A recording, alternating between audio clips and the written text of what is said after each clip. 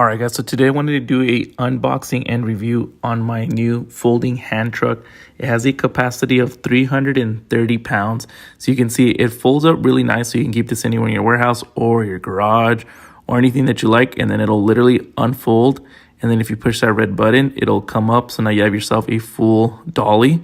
So I'll go ahead and start loading it with one of our larger boxes.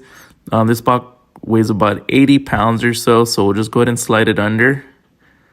It also comes with gloves as well as straps. I will not be using them on these, but just, you do get them. And then you'll be able to move it freely throughout. The wheels are really, really smooth. And as you can see, I'm going to go ahead and load 2 different boxes onto it as well.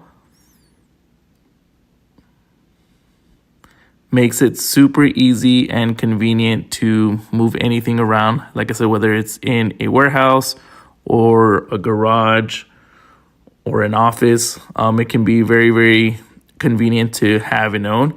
So if you're looking for a reliable folding hand truck, I'd highly recommend this one. Definitely a 10 out of 10.